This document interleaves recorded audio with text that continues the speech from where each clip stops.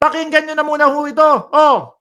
Makauli na dyan, ma'am. Ma'am, makauli na gid, ma'am. Makauli na. Yeah! Ma'am, makauwi na. Gid man. Makakauwi na talaga siya. Aba, umaasa, pinapaasa. Ano ba talaga? Diyos ko po.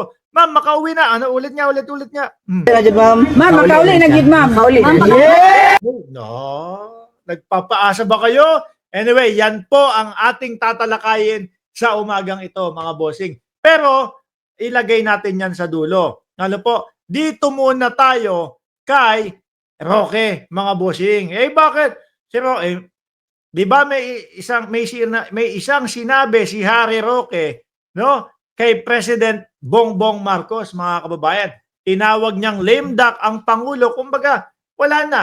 No? Wala nang pangil, wala nang magtatanggol sa kanya, etc. Wala nang silbi ang Pangulo. Yun ang tawag ni Roque sa ating presidente, mga kababayan. Yung tipo bang meron nang nakaluklok na susunod na Pangulo sa iyo. So ikaw mag-aantay ka na lang matanggal sa pwesto mo. Ganun po, mga kababayan. Kumbaga talagang parang wala na, no? Wala nang silbi yan si Pangulong Bongbong Marcos. Sabi po dito, mga kababayan, no? Nagmamaganda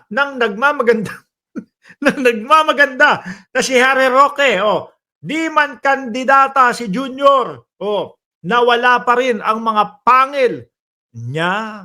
Sino kaya? Eh may mga nagdagdag. Ano po? Sige nga, ipaliwanag namin na ninyo, Attorney Harry Roque. Ang alam ko, doon sa inyong mga kandidato na sana pangarap ninyo makasampu anak ng tinapa. 3 lang ang nanalo. Nandiyan na naman niya sa Senado. 7 halos, no? Sabihin na natin. Sige, okay, fine. 5 ang nanalo sa alyansa. 2 sa kakamping. Ano ba nangyayari sa kakamping? At sa pulahan. Di ba nagsasanib puwersa? Kaya nga doon sa prosecution panel, yung Kongreso na magpapaintindi sa mga judge, no? Which is ang mga senador. Mas lalong lumakas nga Dahil nadagdag po si Senadora Leila de Lima, dating Senadora Leila de Lima, na ngayon po ay papasok bilang congresswoman. At sino pa? At si Chel Jokno. Diyos ko po, Lord. Mas lalong lumakas, Roque. Di po ba? Sa Senado naman, Tito Soto. Pikon na pikon yan sa mga fake news ninyo. Pikon na pikon yan doon sa mga pro-China. Di po ba? Ping Lacson. Lalong lumakas. Sino pa? Diyos ko, yung kayo nga, yung 7 ninyo. Yung 7 ninyo, wala. Unahin mo na si Panort. Nasaan na? Ayun, hindi matanggap yung pagkatalo. Ubus na ba yung libro ni Panort? Na sabi ng sabi, naghihirap ang bayang Pilipino.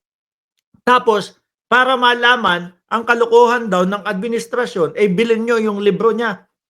Hindi na lang sabihin, ito ang kalokohan ng administrasyon na ito. Bakit kailangan pang ibenta para pagkakitaan pa yung sambayan ng Pilipino na sinasabi niya na wala ng pangkain?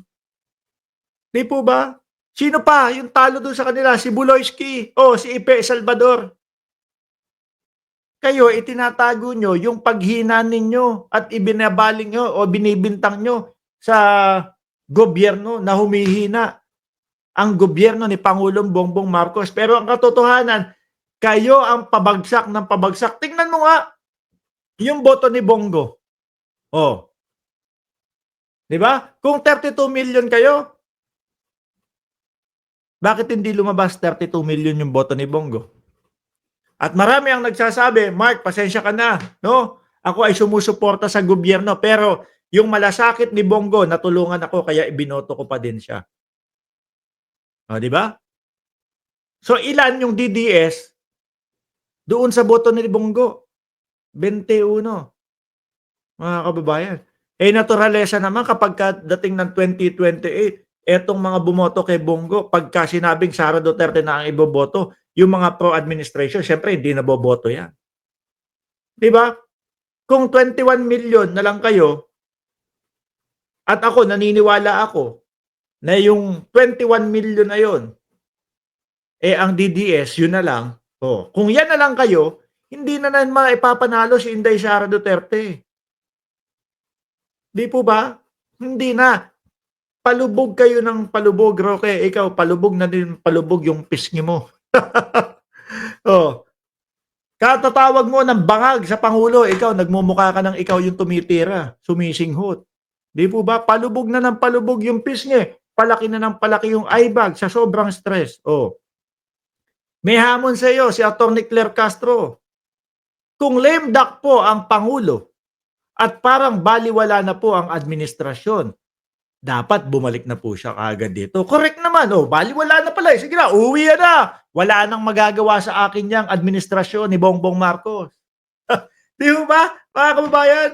Wala na yan. Pilay na yan. Hindi na ako kakayanin yan. Di umuwi na. Ba't hindi kaya? Kabado pa din. Kasi ang katotohanan mga kababayan, sila yung paubos ng paubos po. Tingnan mo nga yung mga inendorso ni Inday Sara Duterte sa Bohol. Walang mga nagsipanalo. Di ba? Kung malakas pa din ang mga Duterte, mga kababayan, yung mga inendorso ni Inday Sara Duterte, panalo lahat yun. Tingnan nyo po sa Maynila, pumunta. Di ba? Pumunta si Inday Sara Duterte. Siniraan si Benny Abante. Nanalo yung kalaban ni Benny Abante. Ilan libo? 3,000.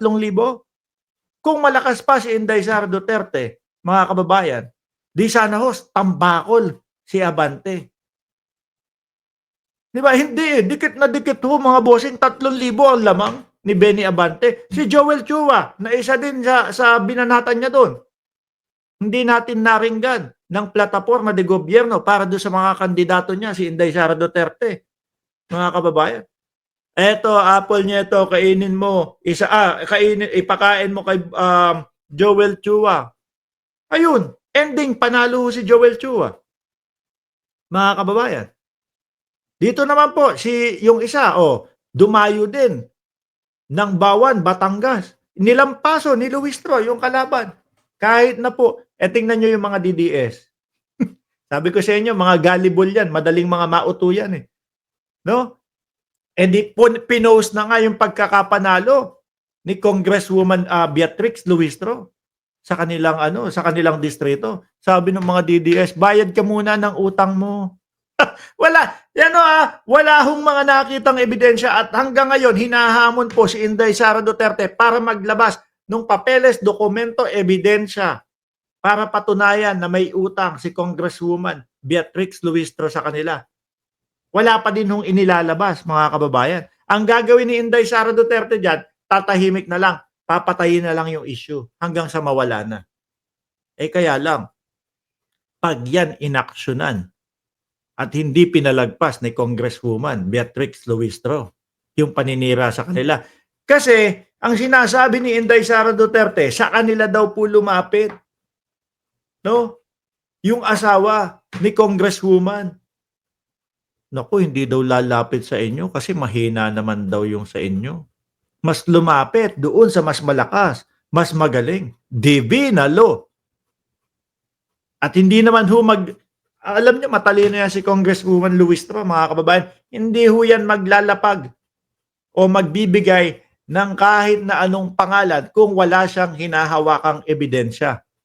Kapag inilabas ni Congresswoman Beatrix Luistro, yung mga pagkakapirmahan nila, eto ang appearance fee namin, ganito, eto ang acceptance fee namin dyan sa kaso na yan, ganito, nako, wala na, sunog na si Inday Sara Duterte.